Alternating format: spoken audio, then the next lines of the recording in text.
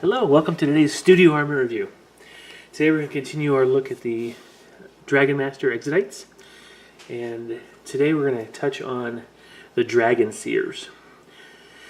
Now I needed to come up with a way to represent a Zoanthrope with an Exodite flare, and it took a little bit of thinking at first because it just stuck in with that whole Zoanthrope, a floating brain concept. It was really kind of hard to get away from that image, but I realized these are Brotherhood of Psykers rule is part of this, and well, so is the Warlock. So it made some sense that I can use Psychic Eldar on dragons. Now, unlike the Dragon Knights that and Sundered Knights before I've just finished reviewing, these Dragonseers have not actually psychically bonded with their beasts so intensely. They're just riding a beast mount. They're controlling it. So everything about this model, this Dragonseer, is all in that psychic Eldar mind.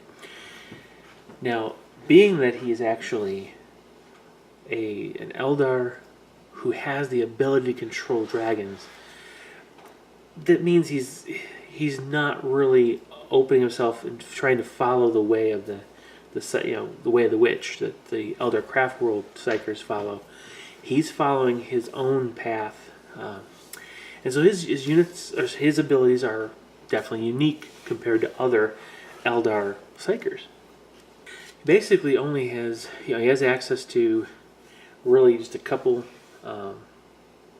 different abilities that some of the other, the Dragonmaster warlords have, but they have a special ability that is a very, very strong attack. And as you know, the Zoanthropes have that blast or lance attack. I honestly forget what I call them, what it's called, but in this case, it's the same thing. They're concentrating that warp energy to blast away at the opponent. Now, to be honest, Dragonmaster, this Dragonmaster Psyker here, this Dragonseer, they're Brotherhood of Psykers, but they count as Mastery Level 2, as opposed to the Warlocks, who are Mastery Level 1. But when you look at the Spirit Seer in the Codex for Eldar, that's also Psyker Level 2. So I didn't think this was too far off to make a Brotherhood of Psykers Mastery Level 2 unit. Essentially, it's a halfway between a Warlock and a Spirit Seer. I left the 3-up invuln save in place from explaining it as basically a psychically augmented runic armor. So they have the same kind of armor that their Warlock and Farseer kin have. It's just now they may actually wear dragon leather armor, but it really is that invuln. I mean, they do have a 3-up armor naturally, so they're going to have a dragon armor, but it's that psychically buffed invuln save that really is what they hide behind, if you will. So they're going to be able to, I basically call that almost like a warp field. It's still runes on their armor, but it's tuned more toward a warp bond. Their warp energy is kind of almost focused by it, so that it's a little more powerful. So now, typically, I run these as individual models, individual units.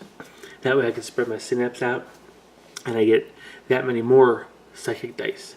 Because instead of having a unit of 3 where I get 2 psychic dice, I could have 3 units of 1, and I get 6. Of course, that means I have to make a separate attack and separate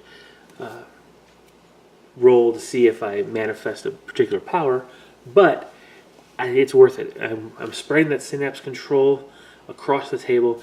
I'm able to threaten more parts of the table where I may end up with for example, an armored threat that I'll need that warp lance for. So all in all, it's that's the way I like to use it. I don't think I'm ever going to move to a 6-man or a 6-model unit.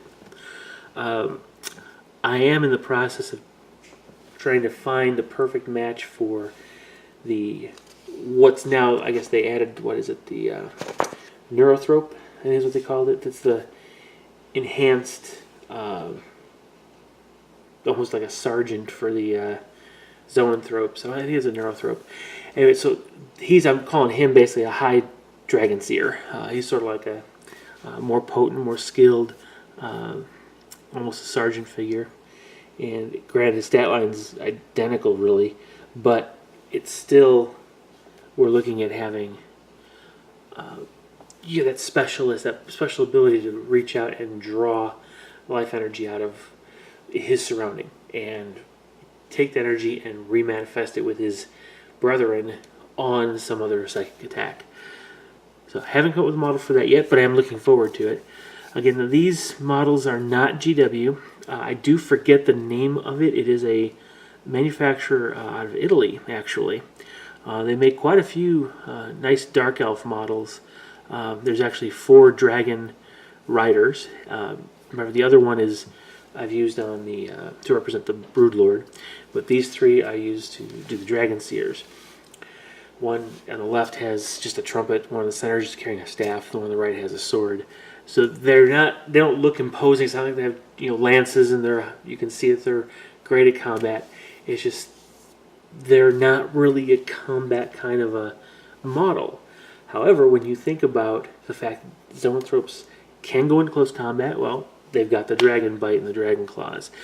When you think about the fact that they don't really have any special weapons, and they focus on their psychic powers, then it makes sense with the actual elf model, Eldar model that's riding it, won't have any special weapons or be looking like a combat character. So I thought that this particular manufacturer made a really, really nice model for my interpretation of a Dragonseer. Okay. I'm going to go ahead and put a link to their products in the description below, because there's quite a few other models that they have in this whole dragon space. I recommend this company, if you're okay with using non-GW models, I recommend this company as a really good place to go for elf dragon riders. Okay. So anyway, share, like, and subscribe, comment below, let me know what you think. Hopefully you can see how I've woven the interpretation for the Dragonseers to represent a Zoanthrope, and it's believable. So let me know below.